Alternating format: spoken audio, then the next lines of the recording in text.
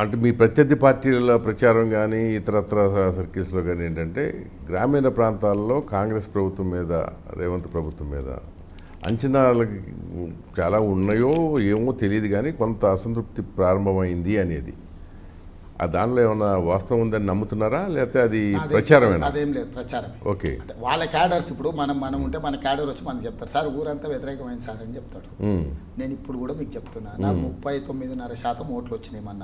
అవును, ఈ ఏరియాలో ఒక సీట్ గెలవకపోయినా మీరు బాక్సులు తెరిచినాక చూడండి. హైదరాబాద్ గురించా? మొత్తం స్టేట్ నాకు 39.5% వచ్చింది కదా. ఇప్పుడు నేనేమంటున్నానంటే మన మీద వ్యతిరేకత ఉందా లేదా అనేది ఒక అసెస్మెంట్ ఏంది, పబ్లిక్ ఒపీనియన్ ఇదే కదా, రేపు రిజల్ట్ కదా. నేను ఈ రోజు మీకు చెప్తున్నా 40% తగ్గకుండా మనకు ఓటు రీటైన్ అవుద్ది, పెరుగుద్ది తప్ప తగ్గదు. చిన్న ఇవాళ నేను 1వ తారీఖు నాడు జీతాలు వేస్తున్నా, 10 ఏళ్ళలో ఎన్నడూ వేయలే. పెన్షన్లు ఇస్తున్నా, రైతు బంధు కంప్లీట్గా వేసిన, ఆసరా పెన్షన్లు వేసిన, 30,000 ఉద్యోగాలు ఇచ్చిన, 500 రూపాయలకు సిలిండర్ ఇచ్చిన, 200 యూనిట్లు ఉచిత కరెంట్ ఇచ్చిన, తర్వాత ఆర్టీసీ బస్సులో దాదాపుగా 40 కోట్ల మంది మహిళలు ఇప్పటివరకు 16-1700 కోట్లు పే చేసిన, 40 కోట్ల మంది మహిళలు ఇది ఉపయోగించుకున్నారు. 4,50,000 ఇందిరమ్మ ఇండ్లు 22,500 కోట్లతో ఇచ్చేసిన, బీసీ జనాభా లెక్కలు కట్టడానికి అన్ని ఆదేశాలు ఇచ్చేసిన, డ్రగ్స్ను ఐరన్ హ్యాండ్తోనే హ్యాండిల్ చేస్తున్నా. అంటే తల్లిదండ్రులు biggest worries middle class in greater అంటే అర్బన్ ఏరియాస్లో డ్రగ్స్, దీన్ని ఉక్కు పాదంతో తొక్కు అవతలు పడేస్తున్నా. సో నేను వీటికి ఎక్కువ ప్రచారం కల్పించాను.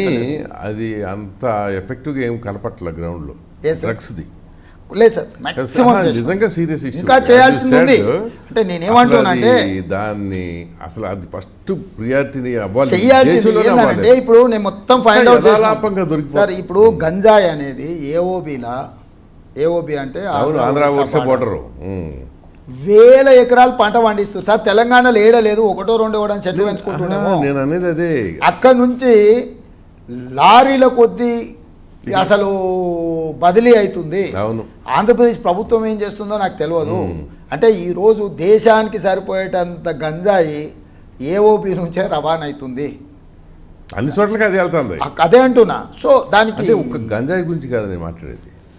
అసలు అట్లా అనుకుంటే గంజాయి కొన్ని దేశాల్లో అది లీగల్ బట్ అది నేనది వేరే డ్రగ్స్. అది ఒక యథాలాపంగా పిల్లలు అసలు 10వ తరగతి దగ్గర నుంచి మొదలైంది. అంటే పెద్ద పెద్ద స్కూల్స్ ఉన్నాయి, ఆ చుట్టుపక్కల పెద్ద వాతావరణం స్కూల్స్ కానీ కాలేజీలు కానీ అంటే అలార్మింగ్ ఉంది. 7వ తరగతి పైన చదువుకునే పిల్లలు ఉన్నారంటే తల్లిదండ్రులు భయంగా బతికే పరిస్థితి ఉన్నది. దాన్ని నేను గుర్తించిన, దాని మీద ఫుల్గా ఫోకస్ పెడుతున్నా. ఈంత ఎలక్షన్లు అయిపోయినాక ఇంకా అగ్రెసివ్గా డ్రైవ్ చేస్తాను. అన్ని స్కూల్స్ కాలేజ్ వాళ్ళని పిలిపించినాము, కూర్చోబెట్టినాము, మాట్లాడినాము. ప్రతి కాలేజీలో ఒక మ్యూజికల్ టీచర్, ఒక ఫిజికల్ డైరెక్టర్ ఎట్లుంటాడో, ఒక సైకాలజిస్ట్